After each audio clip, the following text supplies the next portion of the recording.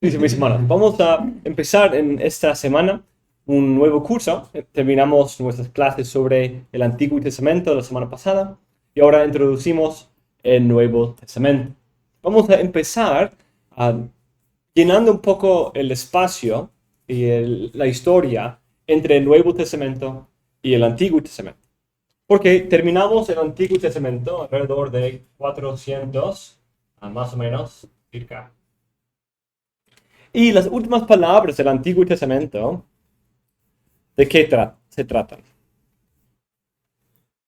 De la llegada de un cielo.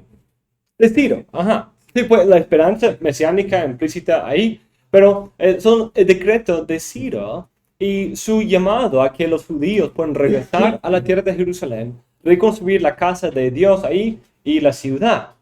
Entonces, esto sucede en 538-39. Y cuando llegamos al Nuevo Testamento, estamos alrededor de 4 antes de Cristo. Entonces, comparando esos dos detalles, esas dos fechas, hay una gran diferencia entre el cierre del Antiguo Testamento, el inicio del Nuevo, 500 años, más de 500 años. Obviamente, esa no es la última fecha del Antiguo Testamento, porque tenemos a Esther, tenemos a Zacarías y Malaquías y Ageo, y tenemos Esdras y Nehemías. Pero aún así, todavía falta 400 años. Y obviamente, mucho puede suceder en 400 años, ¿cierto? ¿Qué sucedía hace 400 años en nuestro tiempo? Pues ni existía la nación de los Estados Unidos, ni Ecuador. No existía hace 400 años. Simón Bolívar no había venido hace 400 años. Los reformadores recién habían muerto hace 400 años. Estamos quizás en la primera y segunda generación de los puritanos, en 1624. Ahí en ese tiempo casi se formó la primera iglesia bautista particular en Londres, en 1633. Entonces casi 400 años atrás. Entonces 400 años es un tiempo bastante largo de tiempo. Y incluso cuando consideramos lo que estaba sucediendo en esos dos eventos, aquí tenemos el imperio de Persia, el imperio medo-persa, que en ese tiempo hace 400, y que aquí en 4, ¿quién está reinando? Tenemos un rey de Israel, Herodes. Aquí no hay rey, pero aquí hay un rey Herodes, y él está ahí por parte de los romanos. Hay un prefecto o un gobernador sobre Judea. Entonces hay muchas cosas ahí interesantes, que un cambio muy grande. Aquí están hablando arameo, aquí están hablando griego. Muchos detalles que cambian en todo ese tiempo. Entonces vamos a ver en esta clase, primero, la importancia de considerar esto. Y segundo, vamos a empezar a trazar la historia y cambio cultural que sucedió en todo este tiempo. En primer lugar, para recordarnos de la importancia de la revelación en todas sus formas. Tenemos revelación en el texto de las Escrituras, en el evento que Dios, la obra que Dios hizo, y en la persona de Cristo, ¿cierto? Entonces es importante entender que esas formas no se nieguen el uno al otro. No decimos, solo es en la persona de Cristo y no nos importa el texto, no nos importa el evento, simplemente encontrarnos con la persona. Pues solo es el texto, entonces, aunque no sucede los eventos, aunque Cristo no resucitó, pero tenemos el texto y eso es lo importante. Pues el texto simplemente es un registro de los eventos y quiero llegar detrás del texto y llegar al evento, porque el evento es lo más importante. Pero debemos entender que esas tres cosas siempre van juntas.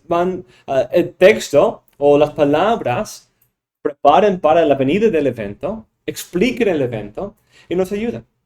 Entonces el texto es en un sentido nuestro único acceso al evento. los eventos que sí son importantes, porque Cristo sí vino en la plenitud del tiempo, ¿cierto? Según Gálatas 4:4. Cristo vino justo en un tiempo del mundo donde se puede decir, cuando reinaba este emperador, cuando reinaba este rey, durante este tiempo, alrededor de este censo que hubo, en la historia verdadera, en una ciudad, en una nación, en una región, con un idioma, con una cultura, en la historia. Él vivió, Él hizo sus milagros, Él murió en la cruz, Él resucitó el tercer día.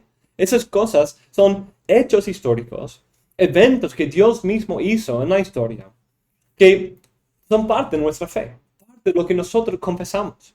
No simplemente que la Biblia dice que sucedieron, pero que lo que la Biblia dice realmente sucedió. Que la Biblia es un testigo fiel de esas cosas. Pero al mismo tiempo, nosotros solo tenemos acceso a esos eventos por cómo se presentan en el texto. Entonces, eso es algo importante recordar, porque he hecho esa ilustración en otras clases, pero ¿quiénes de los discípulos o los judíos en la crucifixión entendieron todo lo que estaba pasando en ese momento? Vieron el evento, ¿cierto? Qué glorioso. Pudieron ver a Cristo crucificado. Pero ¿quiénes entendieron? Sí. ¿Ellos entendieron lo que estaba pasando? No. En ese momento, no. Después, cuando el Espíritu les iluminó, les abrió el corazón y los ojos, y les iluminó las palabras de Cristo anteriormente y las palabras de las Escrituras anteriores, de ahí se entendieron, como Juan dice en varias ocasiones, que él decía esto, pero no entendía. Pero cuando el Espíritu vino, después de su glorificación, de ahí creyeron su palabra y la palabra de las Escrituras.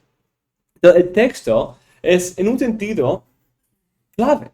Porque el texto es lo que nos da la interpretación, la explicación autoritativa, bíblica, divina de esos eventos. Quizás si nosotros estuviéramos con el evento mismo, sin el texto de las Escrituras, quizás estaríamos ahí junto con los judíos, o quizás escondidos con los discípulos.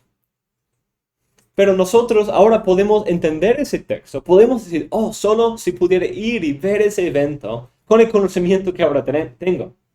De allí quizás estaríamos con las mujeres ahí viéndolo y disfrutando de la gloria de Cristo, adorándole por lo que está haciendo.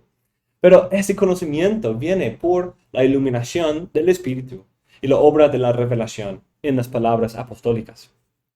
Entonces, entender esa naturaleza es muy importante. Porque en la historia, sobre todo en el estudio del Nuevo Testamento, ha habido muchos ataques contra la parte histórica del Nuevo Testamento. Con la llegada del criticismo histórico, ha habido muchas dudas sobre la autenticidad de la Biblia, lo que afirma y presenta. Hay muchas escuelas que niegan muchas partes de la Biblia. La mayoría se enfocan en el Antiguo Testamento, pero algunos, como en la escuela de Tübingen, un seminario o universidad en Alemania, seguía hasta negar la historicidad de los evangelios y una gran parte del Nuevo Testamento. Ese movimiento teológico del siglo XIX entre los eruditos fue atendido y acelerado por el modernismo que subió alrededor del principio del siglo XX. Con los avances de la revolución industrial en ciencia, medicina, aviación y muchos otros ámbitos, el moderno ya no necesita las leyendas sobre un hombre antiguo en un tiempo pasado para vivir con propósito y éxito. Por el otro lado, como reacción al compromiso entre el modernismo y el criticismo histórico, las concesiones, subieron unos como Adolf von Harnack, Karl Barth y otros que trataron de hacer una separación entre el Cristo de la fe y el Jesús de la historia. Entonces ellos decían que hay un Jesús de la historia, una persona histórica, y hay un Cristo de la fe, pero no necesariamente tiene algo que ver. Cristo de la fe sí es conectado con el Jesús de la historia, simplemente fue embellecido, exaltado, deificado por sus seguidores posteriores. Y hay grandes, y siempre exactamente qué diferencias hay entre esas dos figuras es un tema de debate. Algunos negando la parte histórica, otros diciendo que sí había una parte histórica, pero no era lo que decían, no hacían milagros, no era el Redentor del Antiguo Testamento, pero con tiempo sí fue exaltado como Dios y adorado por muchos. Los libros del Nuevo Testamento relatan las historias exageradas de un hombre histórico quien con el tiempo llegó a ser Cristo de la fe, adorado por la iglesia primitiva. Aunque había algunos que trataban de identificar al Jesús de la historia, por la mayoría en el querigma o la predicación, solo les importaba el Cristo de la fe. Entonces, por ejemplo, algunos a través de estudios históricos buscaban discernir, ¿quién era el Jesús de la historia? Yo sé que no es como el Nuevo Testamento lo presenta, porque obviamente no puede haber hecho milagros y todo lo demás. Pero, ¿cómo era entonces? Pues era un predicador itinerario como los cínicos, o era un judío revolucionario, o muchas otras propuestas que se han hecho. Y de todos rangos de la teología, del feminismo al gay, a todo tipo de teología tiene su propuesta. Entonces, con esta separación vino un desprecio del contexto histórico y la historia actual de Jesús y de la idea de los evangelios y los hechos, el libro de Hechos, como historia verdadera. Ellos decían que no necesitamos la historia para apreciar el mensaje y los valores de Jesús. Entonces, con esto buscan condensar todo en un mensaje esencial que es lo que Cristo enseña. Al entender todo esto, nos señala la importancia del contexto, el contexto del Antiguo Testamento, del Nuevo Testamento, y la realidad de que Cristo realmente es una persona que existió, vivió e hizo lo que el Nuevo Testamento afirma. Entonces, enfatizar la parte histórica y no excluir la parte del texto. Entonces, no estamos diciendo, pues solo nos importa el texto, aunque no es como realmente pasó, pero tengo el texto y la comunidad de la fe a la cual yo pertenezco ha recibido esos textos como autoritativo. Entonces, por eso lo creo, aunque quizás no sea la verdad histórica. Otros dicen, pues el texto es embellecido, es algo poético, algo de generaciones posteriores, entonces no tiene valor. Entonces vamos de vuelta a la historia, buscamos en las evidencias históricas. Entonces ven como los dos están perdiendo el hilo. Pero debemos afirmar la parte histórica, pero ver el texto como la ventana, el lente por el cual podemos ver la historia verdadera. Eso nos recuerda de la importancia del contexto de un pasaje, contexto de las Escrituras. Y hemos hablado que el contexto de las Escrituras viene en 5 partes. Tenemos el contexto inmediato, contexto literario, que es el texto con sus palabras, su género, su estructura, el discurso. Y de ahí el contexto histórico, donde sucede en el tiempo, a veces ciertas costumbres, idioma, prácticas culturales, religiosas, políticas, monedas, ciertas cosas de alimento, todo eso puede informar nuestra interpretación de ciertos pasajes. Y de ahí también tenemos el contexto redentivo, histórico y canónico. El contexto histórico sirve de muchas maneras. Dios, en primer lugar, inspiró su palabra y envió a su Hijo en la plenitud del tiempo. El rol del contexto histórico nos recuerda de que nuestro Dios es el autor tanto de la Biblia como de la historia. Él está guiando, inspirando cada autor de la Biblia, pero también está guiando la historia misma, los reyes, quitando poderes, poniendo poderes para cumplir sus propósitos en su pueblo. También es un aspecto del contexto de un pasaje. A veces hay textos que pueden ser iluminados con un entendimiento de contexto histórico. Podemos entender ciertas costumbres. ¿Por qué lo dice de cierta manera? ¿Qué sucedía en estas fiestas de las cuales Juan habla, por ejemplo? ¿Qué se celebraba? ¿Por qué? ¿Y qué prácticas había? ¿Por qué habla del agua de vida o de la luz en medio de esas fiestas? ¿Qué símbolos había en esas fiestas que podía decir, mira, yo soy la verdadera luz del mundo? Por ejemplo, en Juan capítulo 7. Entonces, tomando esas cosas en cuenta, nos puede ayudar a entender algo del contexto de un pasaje. También hay algunos detalles de las parábolas que depende de un conocimiento del valor de las monedas, por ejemplo. Por ejemplo, una parábola de Cristo habla de un siervo que es perdonado 100 denarios, que es como 3 meses de trabajo. Perdón, no, él es perdonado 10,000 talentos, que es como una deuda infinita, y él no perdona a su amigo que le debía 100 denarios. Así era. Pero entender que un talento y un denario son formas de moneda muy diferentes. Es como me debía 10,000 billetes de $100 y tu amigo te debía 100 centavitos. Sí, $1. Entonces era así la comparación. Um, pero ese uso de la moneda es algo que, si no hacemos la pregunta, okay, ¿cómo es el valor de esa moneda en su tiempo? Nos puede ayudar a entender un poco mejor la parábola. Entonces nos puede iluminar algunos textos de las Escrituras. Además, el contexto histórico muchas veces está en el contexto del pasaje. A veces el texto mismo nos señala la importancia del contexto histórico por decirnos, esto sucedía en ese tiempo por esto, o darnos algunos detalles, porque en ese tiempo los judíos y los gentiles no comían juntos. Y da algunos detalles así que explica, que nos ayuda, que señala detalles importantes para nosotros. A veces los detalles históricos importantes son implícitos, algo del contexto cultural asumido por todos, pero a veces para señalar, quizás para una audiencia de la diáspora o de otro contexto, lo puede explicar. A veces Juan hace esto porque parece que está escribiendo su evangelio en un contexto fuera de Palestina, fuera de los que conocían esa cultura. Debemos tener cuidado con el uso de contexto histórico. Obviamente algunos que lo llevan a un extremo y se termina cambiando el sentido fácil del pasaje. Entonces no podemos a veces algo que sucede es que los autores quieren meter un pasaje en un contexto cultural o histórico tan específico que ya no se aplica a otras áreas. Entonces eso es una práctica muy común. Pues, por ejemplo, que la mujer no puede ejercer autoridad, pues está hablando de una persona en esa iglesia que estaba enseñando una falsa doctrina. Está diciendo que ella no debe porque está enseñando falsa doctrina, no está diciendo algo de manera general.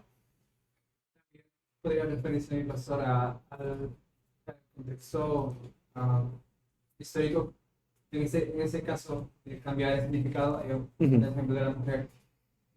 Comúnmente se habla de que ese tiempo la mujer simplemente no tenía estudios y por eso que no se le deja enseñar porque pues no podía hacerlo, pero ahora que la mujer ya ha alcanzado una mejor sí. estudio también Sí, sería otro ejemplo de eso. Sí. Sí. Entonces debemos tener cuidado con ese tipo de interpretación. Está bien decir que es un contexto histórico y debemos entender ese contexto histórico, pero no podemos debemos tener cuidado en encontrar algún detalle oscuro del contexto cultural o histórico y usar eso como el lente determinativo del pasaje. Debemos interpretar la escritura a la luz de la escritura. Y las escrituras son nuestra autoridad, no la arqueología, no el estudio político, aunque la meta es que nos pueden iluminar el texto. La historia sirve como una herramienta para ayudarnos, no como nuestra guía o nuestra regla.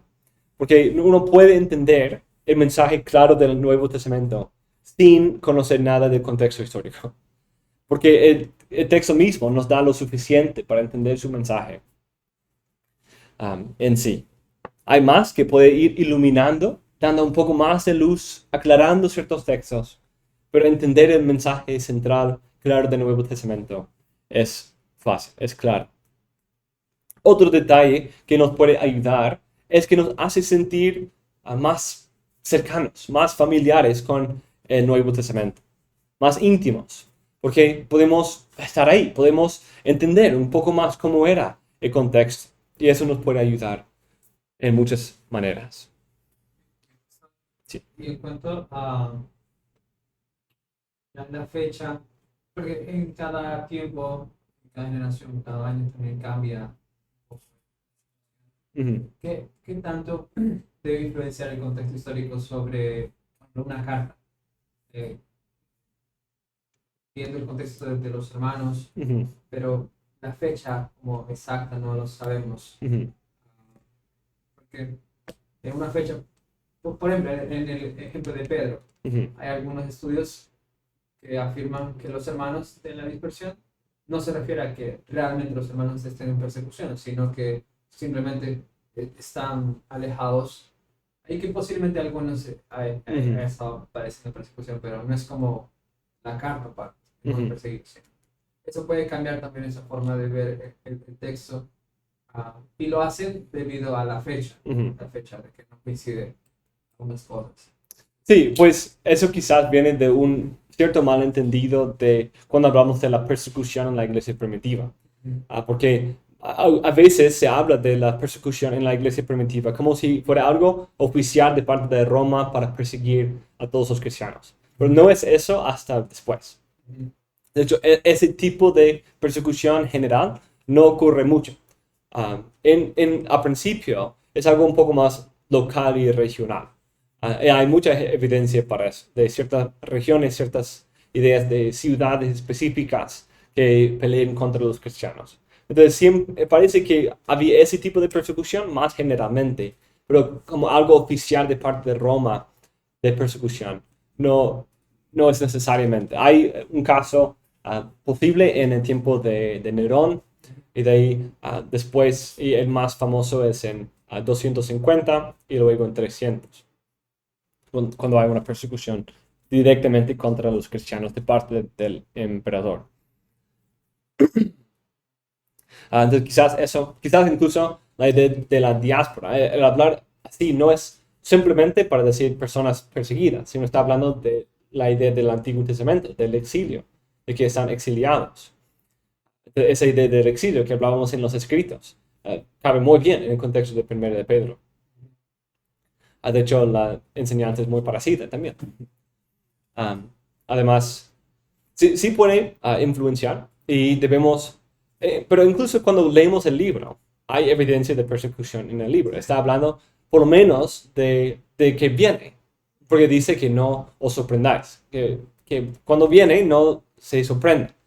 Entonces está por lo menos anticipando una persecución en el contexto.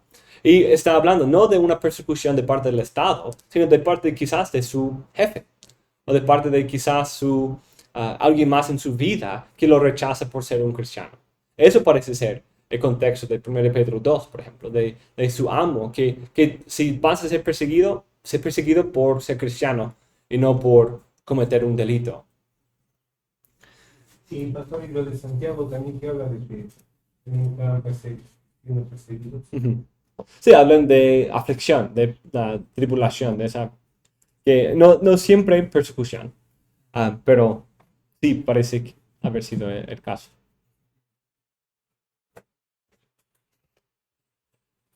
Listo. Entonces vamos a hablar del contexto histórico, es decir, vamos a trazar la línea de tiempo desde el Antiguo Testamento hasta el Nuevo Testamento, en esta clase y la próxima. Entonces quizás vamos a hablar de algunas cosas que quizás se van a acordar de clases de historia del mundo anteriormente en el colegio hace 1000 años, o quizás nuevas cosas, pero vamos a ir trazando la historia del tiempo desde el Nuevo Testamento. Entonces, en el Antiguo Testamento tenemos algunos eventos clave, como alrededor de 930, Salomón muere y el reino pasa a su hijo Roboam. Y sabemos qué pasa en su tiempo.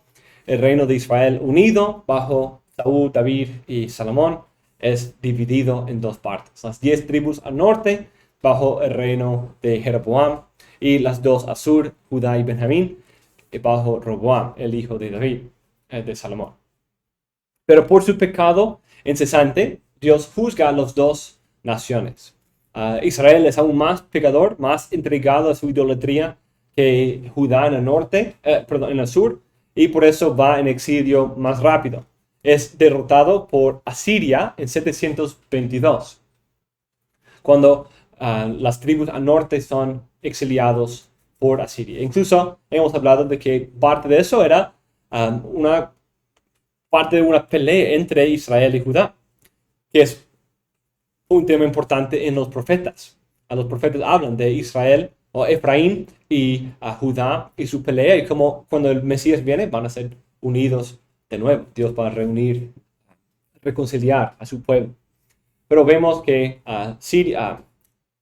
Efraín, las tribus al norte, hace una alianza con Siria para luchar contra Judá.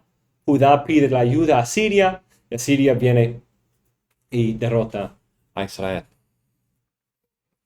El reino de Judá al sur siguió por casi 150 años más. Sin embargo, en el año 605 empezaron las conquistas de Babilonia con la primera deportación en la cual Daniel fue llevado. Y al final de 586 tenemos la destrucción completa y final, y con eso la destrucción del templo en 586. Justo antes de ese periodo, Ciro, en 539, tenemos ya un cambio grande. En este tiempo, Ciro, el rey, quien era rey de Media, había conquistado a Persia en 539, derrota a Babilonia y convierte su reino en el reino de Media y Persia, y sobre todo el territorio de Babilonia. Entonces él llegó a ser el gran imperio medio persa después de Babilonia. Pero hemos hablado también de que Ciro tenía una práctica extranjera, una política extranjera diferente que Nabucodonosor. Nabucodonosor y sus seguidores eran mucho más severos en el trato de los dioses de otras naciones. De hecho, ese tipo de política de cómo tratamos las culturas que conquistamos es un tema importante en todo ese tiempo. Y cada imperio va a tener una política diferente que va a influenciar en su éxito o su fracaso.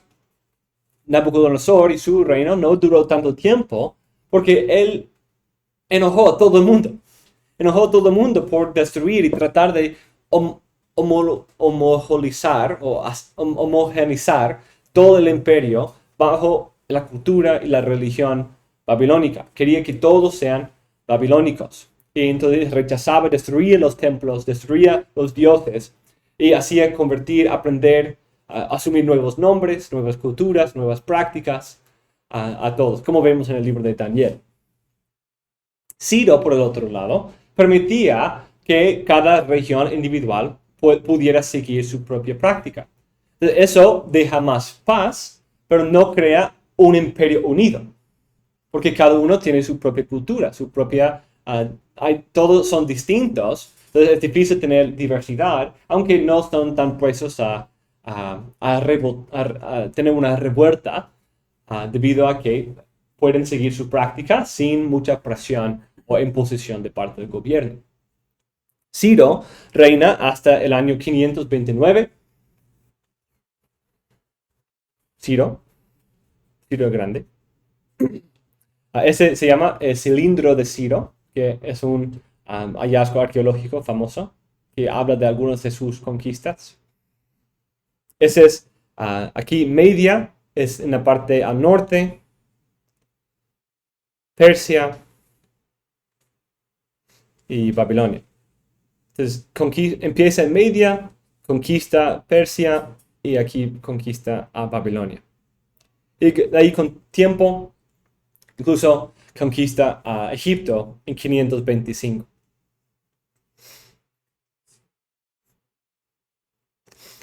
Bajo su hijo. Ciro reina hasta el año 529 y Cambises reinó en su lugar por unos años. Y él conquistó a Egipto en 525.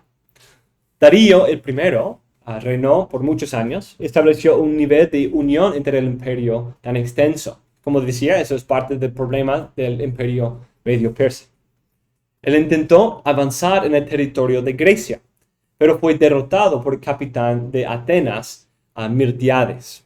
en la batalla famosa de Maratón. Quizás han escuchado de eso y es de esa batalla que tenemos la práctica de la carrera del maratón. Después de él, Jerjes es el rey del tiempo de Esther. También invadió Grecia en 480, pero debido al fracaso de Darío, quería de nuevo intentar. Y con ese fracaso de Darío, había averiguado la fuerza de los griegos. Y entonces hizo una mejor planificación para tratar de conquistar eso. Y de hecho, algunos de los detalles de Esther quizás reflejan ese trasfondo. Quizás la fiesta al principio era un intento de complacer a algunos de los líderes provinciales. Algunos han pensado en eso para ver algunas de las prácticas en él. Quizás el fracaso aquí que vamos a hablar es parte de lo que lleva al complot en contra del rey, su fracaso como Darío también. Entonces, en ese tiempo, las dos ciudades, Esparta y Atenas, fueron las dos ciudades-estados más poderosas de Grecia. Entonces, Grecia en todo ese tiempo, que está por aquí, no es una nación, no es un imperio. Es una colección de ciudad-estados. Ciudad-estados. Entonces, cada ciudad-estado tiene su propia política, su propio gobierno. Entonces, y de ahí con tiempo, Esparta va conquistando cierta parte. Atenas va extendiendo su fuerza a través de su armada de barcos que tenía. Y Atenas, históricamente y famosamente, tiene la política de democracia, ¿cierto? En ese tiempo, que los aristócratas, los que tenían terreno, podían votar, los hombres, y en Esparta era como un estado militar, gobernado por los generales del ejército. Entonces, Esparta fue famoso por su ejército, por la manera en que entrenaba desde joven, desde niño, a los ciudadanos para la guerra. Y Atenas, el hogar de la democracia, era famoso por su armada.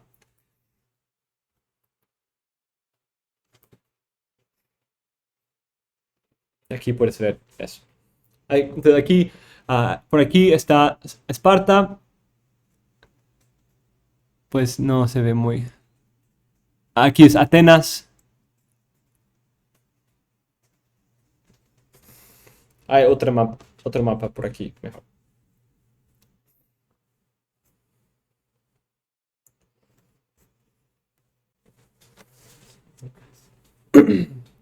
Listo, entonces, antes, los persas tratan de enviar, al principio, antes de Darío, tratan de conquistar a Grecia a través de enviar un rey de Asia Menor a empezar a causar problemas e invadir. Pero él falla, fue despedido y luego causó una rebelión contra Persia en su propio tiempo, en Asia Menor. Entonces eso llevó a Darío a invadir, a establecer mejor su fuerza y su poder en Asia Menor y seguir invadiendo hasta Darío. Él sí conquista algunas partes, pero él es derrotado en la batalla de Maratón. Y al mismo tiempo, pocos años después, Egipto se rebela, Egipto que estaba bajo su poder, se rebela, entonces no puede continuar sus avances en Grecia porque tiene que volver a Egipto y tratar de detener las revueltas que estaban ahí. Y de ahí Jerjes invade de nuevo, tiene una victoria importante contra Esparta en la batalla de Termópilas, pero pierde a Atenas en la bahía de Salamina. Entonces, esa es una batalla famosa que hay de hecho películas que se tratan de estos eventos. Pero aquí invade, destruye a Esparta, pero llega a Atenas y históricamente encontró que casi no había nadie en la ciudad. Entonces queman la ciudad, pero cuando están listos para salir, están ahí esperando en todos sus barcos toda la armada de Atenas y destruye puede hacer una en contra de los persas y puede derrotarlos allí. Grecia sigue ganando algunas victorias importantes después de ese tiempo y forma una liga, una alianza de varias de las ciudades-estados, la Liga del Peloponeso, dirigido por Esparta, y gana la parte central de Grecia e Ionia. Entonces, con esta conquista de los avances de los persas, Grecia empieza a unirse un poco más, a aliarse entre sí, entre Atenas y entre Esparta, tener su alianza, tener su avance. Y forman dos ligas, dos alianzas. La Liga de Delos, centrada en Atenas, y la Liga de Peloponeso, centrada en Esparta. Pero tristemente, esas alianzas no ayudaron mucho tiempo y terminaron peleándose entre sí. Creo que... Entonces aquí tenemos Peloponesios. Entonces todo esto es de Esparta y toda esta parte de Atenas. Se pueden ver la fuerza de la armada de Atenas. Noten que todas las islas son de Atenas, porque había enviado sus barcos y había conquistado y llegado a tener el control sobre todo eso. Ok, entonces, para repasar. Ciro viene, conquista Babilonia. Tiene un gran imperio y sus sucesores van, conquistan Egipto y empiezan a conquistar en Asia Menor, en lo que hoy es Turquía. Entonces, su primer intento es enviar a un rey a uno de sus súbditos, de sus vicerregentes en Asia Menor, a conquistar a Grecia. Él falla, entonces Darío viene y busca derrotar a los griegos y avanzar su imperio en Europa. Pero él falla y es distraído de continuar por una revuelta en Egipto. Jerjes viene después de él y busca continuar, pero tiene unas victorias contra Esparta, pero termina perdiendo, sobre todo contra Atenas. Entonces, eso forma un poder mucho más grande en Grecia, en que forman dos alianzas entre las islas con Atenas y la parte de Peloponesios y de algunas otras acciones bajo Esparta. Y llevan esas dos ligas por un tiempo, pero tristemente están siempre en guerra, porque son muy diferentes, aunque los dos griegos hablan un dialecto un poco diferente y tienen cultura un poco diferente. Entonces lleva muchas batallas entre sí, las guerras peloponesios. Y tristemente llevó a una división completa. Entonces, de Macedonia al norte, entonces volviendo aquí al mapa, ven aquí Macedonia, que está al norte. Cerca de aquí está Albania, donde nuestro hermano vive. En los años 350, por ahí, Filipo II de Macedonia, lo que llegó en ese tiempo a ser Macedonia, buscó reunir a esas ciudades-estados de Grecia y unir las ligas y formar un reino unido. Él no tiene tanto éxito. Y en ese tiempo, Darío III está tratando con otra revuelta en Egipto. Entonces no está avanzando tanto en Grecia. Entonces les da paz, un poco de alivio de los avances de los de Persia y pueden continuar un poco de tiempo expandiendo y avanzando. Filipo II no puede realmente conquistar completamente toda Grecia. Tiene algunas luchas ahí debido a las batallas que siempre había. Pero su hijo, Alejandro el Magno, sí. Alejandro el Magno viene en 336, un joven, y él es un gran emperador, un gran rey y general, y él empieza conquistando. Nacido en 356, enseñado bajo el filósofo famoso Aristóteles, hecho rey después de la muerte de su padre en el 336, y venció casi todo el mundo en menos de 15 años. El imperio persa todavía fue el imperio más grande en ese tiempo, Pero en 334, Egipto se rebeló contra Persia, distrayendo a Darío III para que él pudiera avanzar en Asia Menor, en el norte.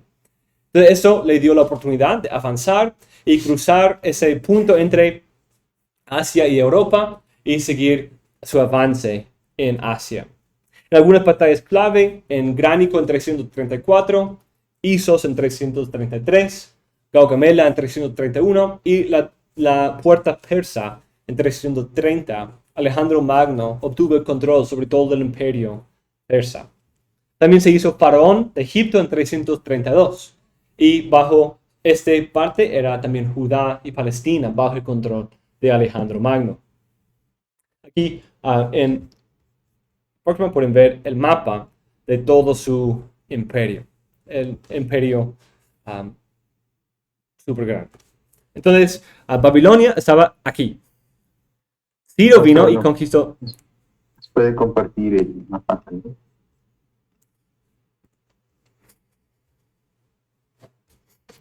Entonces, Muchas gracias. por aquí está Babilonia, el imperio de Babilonia. Noten también aquí algunos de las ciudades, aquí Gamela, Isos, Gránico, Babilonia, Susa, la capital en la ciudad, en algunos de los libros de la Biblia, que era la capital del imperio persa, Damasco. Entonces, aquí, de aquí viene Ciro. Aquí está Nabucodonosor. Ciro viene y conquista toda esta parte. Y de ahí siguen avanzando hacia aquí, conquistando Egipto. Y de ahí van expandiendo hasta aquí. Pero el imperio persa solo llega hasta aquí. No puede avanzar mucho en esta parte de Europa. Pero debido a una revuelta aquí, Darío está distraído. Entonces eso da la oportunidad a Alejandro Magno, quien es de aquí, a conquistar todas las ciudades-estados, avanzar pasando como ese canal aquí, avanzar en Asia, conquistar toda Asia Menor y ganar algunas de esas batallas clave que lleva a su derrote de todo el imperio persa. Y de ahí sigue expandiendo hacia el sur, ganando la victoria sobre Egipto y tiene todo ese imperio que cubre casi toda Europa. Toda Europa y toda Asia. O el sur de Europa y toda Asia. Entonces, esta idea es algo muy importante. Porque la práctica, la política de Alejandro en cuanto a su trato de las culturas que él conquistaba era lo que se llama la helenización. La helenización. Ahora, ustedes saben de esto, ¿cierto? Helenique, ¿cierto? El idioma helenique, que es griego, por griego. Helenización. Entonces, es el hacer griego a todo el mundo. Quería enseñar la religión, la literatura, el idioma, la filosofía, la ciencia de los griegos en todo el mundo. Entonces, él, algo parecido a los babilónicos, quería imponer su cultura en el resto del mundo. Quizás un beneficio es que los griegos sí tenían ciertos avances en ciencia, en literatura, mejor que los babilónicos, pero aún así causa muchos problemas. Hay muchas revueltas y su imperio no dura mucho tiempo. De hecho, justo después de su muerte, sus generales fallan en unir todo el imperio. Entonces, quizás debido a ese problema. Algunos sí siguen sus metas de imponer la helenización, pero muchos otros no lo pueden hacer. Entonces, algunas cosas que suceden en ese tiempo es que él usa su gran poder. Él es uno de los primeros científicos más importantes en la historia, porque él en sus avances está al mismo tiempo llevando ciencia y estudios y hace uno de los trabajos más grandes de registrar animales y plantas en toda esta área. Entonces invierte mucho dinero en ese tipo de estudios. Él era un fanático de la filosofía griega, aprendiendo de Aristóteles. Un detalle aquí. ¿Quién es el gran filósofo griego más famoso de todos? Sócrates. Ajá, Sócrates. ¿Quién era el estudiante de Sócrates? Platón. El otro más famoso. Entonces, después de él, Aristóteles. Y después de él, no un filósofo, realmente, pues no conocido por ser filósofo, aunque estudiante de filosofía. Pero esa es la dinastía filosófica de los griegos. Sócrates, Platón, Aristóteles y Alejandro Magno. Entonces, un estudiante de la filosofía, él hablaba el idioma griego, prefería la forma ática, y lo cual se convierte en lo que es koiné. El griego koiné empieza en ese tiempo con Alejandro Magno, porque con este gran imperio hay una forma del idioma que se adapta para poder unir todo el imperio tan vasto. Y es un poco mejor adaptado para que sea el idioma de personas quienes están hablando ese idioma como su segundo idioma. Entonces, con esto, un autor, Ferguson, lista 10 resultados de la helenización del mundo conocido por Alejandro Magno, o la difusión de la cultura griega.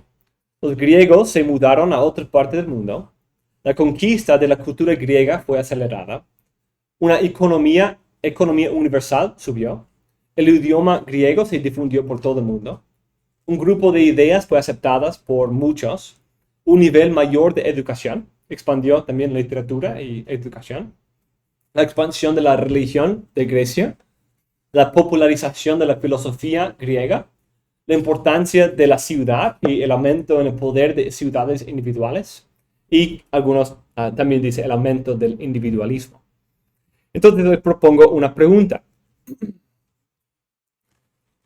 Pensar como un historiador. ¿Cómo sería el Nuevo Testamento si Alejandro Magno nunca hubiera existido? Obviamente estamos hablando de hipotético, ¿cierto? Pero piensa de algunas de las influencias que acabo de mencionar en cuanto a él y lo que eso hace. Entonces, ¿qué pueden pensar? No, quizás no hablaría griego. Sí, ajá. Probablemente no hubiera sido escrito en griego. El hecho de que Roma estuviera sobre Jerusalén y esto es también parte de eso. Pues, Eso es aparte. Eso puede haber sido todavía el caso. No produce eso, aunque Roma beneficia mucho de la helenización, porque lo que hereda ya es un imperio bastante unido por el proceso de la helenización. Entonces, pero algo así, los demográficos de Palestina habría sido muy diferente. Quizás no habrían hablado griego. Quizás el estado de la economía y del transporte y conexiones entre el imperio no habría sido de la misma forma en el tiempo del Nuevo Testamento. Roma ayuda mucho en hacer eso, pero lo pueden hacer tan rápido y tan eficazmente porque han heredado algo mucho más establecido por los griegos. Eso también provee para la expansión de la iglesia. El Nuevo Testamento y su sistema de cartas y dónde estaban las ciudades principales y dónde se formaron las primeras iglesias. Incluso muchas de las primeras iglesias en ciudades griegas. Corinto, ahí en Hechos 17, Pablo en Atenas. Eso es Grecia. También en el Nuevo Testamento hay mucha evidencia, muchas referencias a la religión griega o formas de la religión griega, sobre todo en el tiempo de la misión. No tendríamos la Septuaginta, aunque eso sí es parte de esto, de lo que puso griego como el idioma famoso en Egipto, unos 100 años después de esto. Entonces hay muchos detalles interesantes. Aquí es esa lista que les mencioné. los griegos en todo el mundo, conquista de la cultura, economía mundial, el idioma mundial, un grupo de ideas esparcidas en el mundo, un nivel alto de educación, difusión de la religión griega, la popularización de la filosofía griega, importancia de la ciudad y el aumento del individualismo. Pero él muere joven. Alejandro Magno muere joven, solo teniendo 34 años. Se discutía mucho quién iba a ser su sucesor. Tiene el imperio más grande de todo el mundo hasta ese momento. ¿Y quién va a ser su sucesor? Entonces los capitanes del ejército, los didakoi, o los didakos, que son sus capitanes, los capitanes de su ejército después de esto, después de él, tratan de unir el imperio bajo su reino, bajo su hijo. Pero su hijo es un niño, Alejandro IV. Y su hermano, Filipo Ariades, no era muy inteligente, no era el mejor líder. Pero había mucho conflicto entre los capitanes, llamados los diádocos. Al principio, Antígono, el primero, recibió la mayoría de Asia Menor y Siria. Seleuco, Nicator, Antígono, ahí están los nombres. Antígono, Antígon, el primero, Seleuco, Lisímaco y Casandro y Ptolomeo.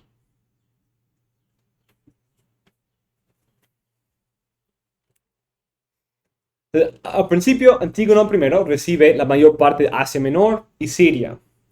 Seleuco Nicator recibe la mayoría de Asia propia o Mesopotamia. Ptolomeo, ¿dónde era Ptolomeo? En Egipto, ¿cierto? Esa es la dinastía famosa de Egipto, de los Ptolomeos. Y también él empezó gobernando sobre Palestina. Él gobernaba sobre Palestina hasta que Siria tomó el control sobre Palestina en 198. Lisímaco recibió Tracia, parte acerca de Macedonia. Casandro recibió Macedonia y Grecia. Sin embargo, Antígono murió en la batalla de Ipso en 301 y la mayoría de su territorio se cedió a Seleuco y se hizo Antíoco el capitán de ese reino en 300 a.C. Antíoco el tercero. Ese es pues Antíoco el primero, y de ahí con tiempo va a ser el Antíoco Epifanías quien destruye el templo después. Ok, entonces, empieza con esa división, pero cada uno, Antígono muere y eso da Asia Menor y Siria a Seleuco. Seleuco llega a ser el más grande en todos. En una batalla en 281, Seleuco derrota a Lisímaco, tomando a Tracia. Tras este periodo de guerra entre los diádocos, 3 reinos subieron: el Antigonido en Macedonia, el Seleucido en India y Mesopotamia y Siria, y el Ptolomaico en Egipto. Bajo los Ptolomeos, los judíos pudieron avanzar mucho. Durante el reino de Ptolomeo II, el Antiguo Testamento empieza a traducirse.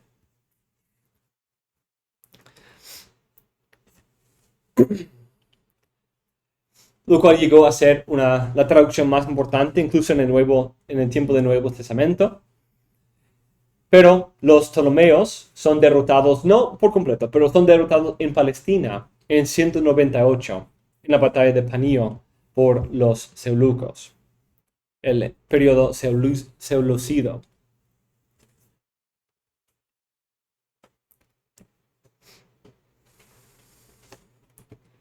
Los Ptolomeos gobernaban Palestina desde ese periodo hasta la batalla de Panio en 198.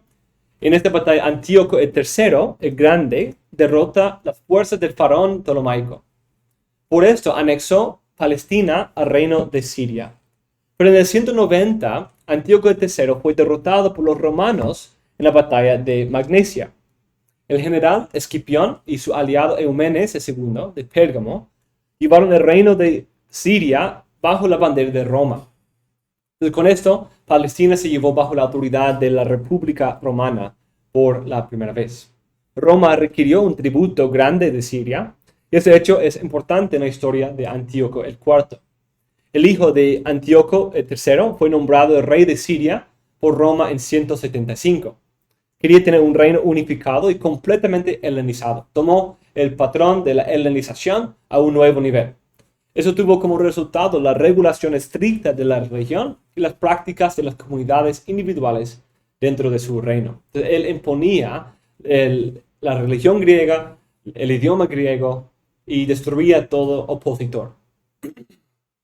En ese tiempo, había dos facciones principales entre el pueblo de Israel. Los helenistas, los que estaban bien con la helenización, y conforme a la historia del Antiguo Testamento, siempre había esa tendencia de los judíos de conformarse a la cultura a su alrededor. Pero tristemente, había eso, y todavía había otro grupo que no querían helenizarse y querían mantener su fe en el Señor y su estado distintivo como judíos. Y eso formó una batalla, un debate, un conflicto, no una batalla, pero un conflicto entre los sumos sacerdotes. Porque hay que recordar, no tenemos una dinastía, la dinastía de David no está, no hay un líder claro. Entonces el sacerdocio en ese tiempo se eleva a ser la posición de autoridad más importante. Entonces muchas veces el liderazgo de toda nación es quien es el sumo sacerdote. Al principio, Antíoco IV pone a Onías como sumo sacerdote. Pero él siempre está bajo esta presión del tributo que él debe a Roma.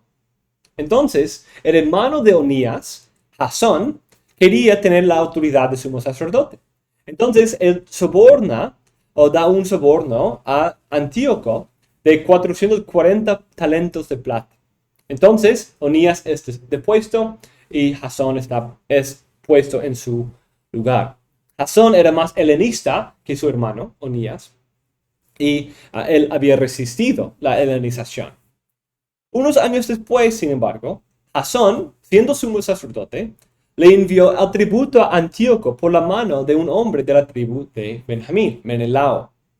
Pero él llega y él quiere ser el líder, aunque él es de Benjamín y no de la familia sacerdotal. Entonces él da un soborno aún más, le paga 300 talentos más de lo que Jasón le había ofrecido. Entonces, con esto, Menelao, que no podía ser sumo sacerdote bíblicamente, tomó este rol de líder espiritual del pueblo y él agregó más fuerza a los avances de la helenización. Después de esto, Antíoco intentó expandir su reino en Egipto. Sin embargo, en 168, Egipto pidió la ayuda de Roma, el cual terminó esta expansión. El magistrado Popilio Lenas se enfrentó con Antíoco, quien marchaba contra Alejandría, la ciudad de Egipto fundada por Alejandro Magno.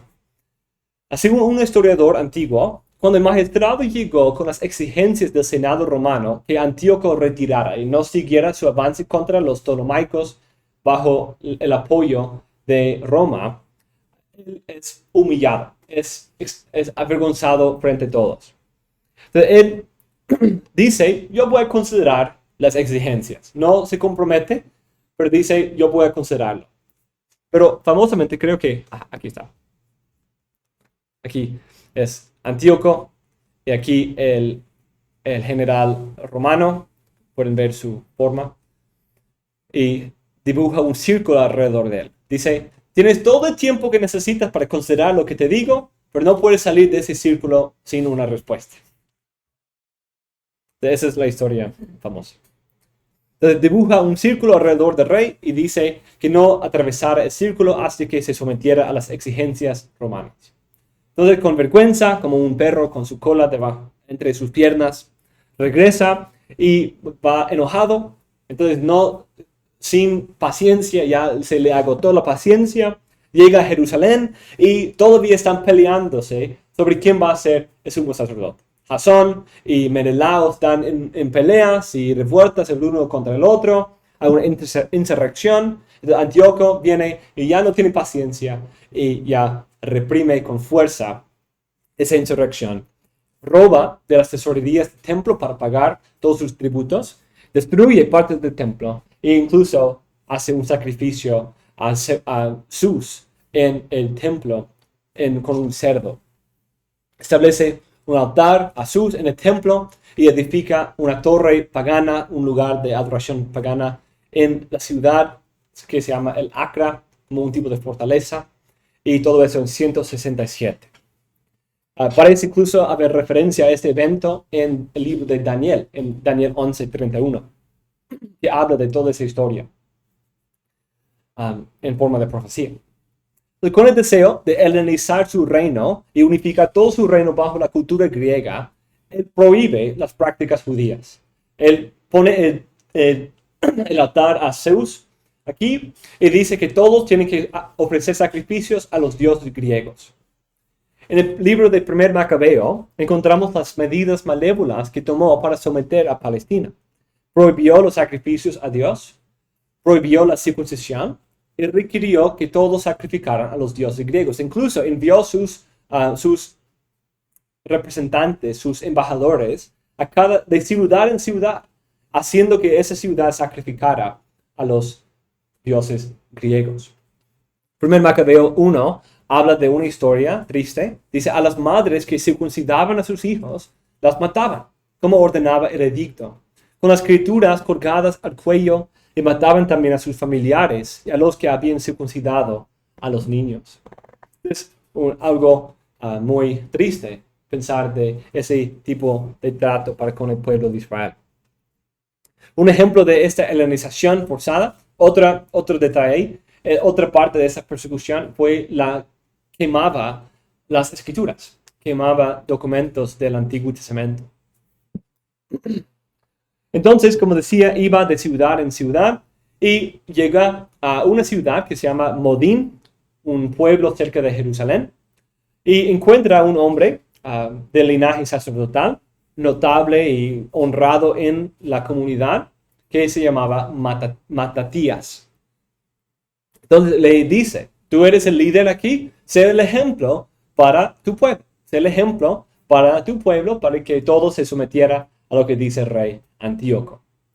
Pero él se rehúsa, él rechaza esto, pero otro judío notable del pueblo se pone en su lugar y dice que él puede ofrecer el sacrificio y así ganar, quizás con fines políticos, ¿cierto? Yo voy a ser el líder, así yo voy a ponerme en el lugar y voy a poder ganar cierto favor del rey por este sacrificio. Pero con indignación, Matatías mata al judío helenístico y también al emisario y tomó a sus 5 hijos, Judas, Simeón, Jonatán, Eleazar y Juan, y todos se huyeron al desierto. Y con eso llegamos al tiempo de la revuelta macabea, que vamos a considerar en la próxima clase.